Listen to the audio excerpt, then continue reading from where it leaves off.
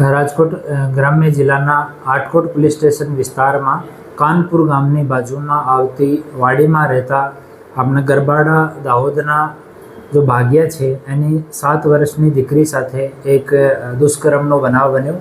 પોલીસના ધ્યાનમાં આવતા દીકરીની સારવાર માટે પોલીસની મદદથી દીકરીને જનાના હોસ્પિટલ રાજકોટમાં એડમિટ કરવામાં આવી અને તુરંત 10 જેટલી ટીમ બનાવીને આમાં કાનપુર અને આજુબાજુના વિસ્તારમાં આરોપીની શોધખોળ કરવા માટે ટીમની નિમણૂક કરવામાં આવી.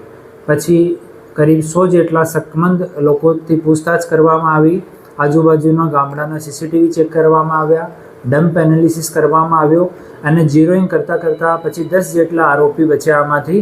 તો 10 જેટલા આરોપીઓનો ફોટો એક ચાઇલ્ડ કાઉન્સલર અને અમારી જો મહિલા પોલીસકર્મી છે એની મદદથી અને ડૉક્ટર્સની મદદથી જો દીકરી છે ભોગ બનનાર એની સાથે શેર કરવામાં આવી અને દીકરી આઈડેન્ટિફાઈ કરી પછી સખ્તીથી પૂછતાછ કરવામાં આવી. તો આરોપી કબૂલ કર્યો છે કે 4 તારીખના રોજ બપોરમાં 11 વાગ્યાની આજુબાજુ પોતાનો ખેતરમાં હતો. આરોપી પણ અહીંયા ભાગ્યો છે. કરીબ 30 વર્ષની ઉંમરનો છે ને આ ખેતની બાજુમાં આવતો હતો ત્યારે ત્યાં દીકરીને જોઈ અને એની નિયત ખરાબ થઈ અને દીકરીને પાણીની ટાંકીની પાછળ લઈ ગયેલ અને ત્યાં દુષ્કર્મ કરવાનો પ્રયાસ કર્યો. દુષ્કર્મમાં નિષ્ફળ થતાં અને થોડો ગુસ્સો આવ્યો અને ત્યાં એક સરિયો કરીબ 1 ફીટનો એક સરિયો હતો. આ સરિયાથી બચ્ચીના પ્રાઇવેટ પાર્ટમાં આ ઇન્જરી કરી એવું કબૂલ કરી છે.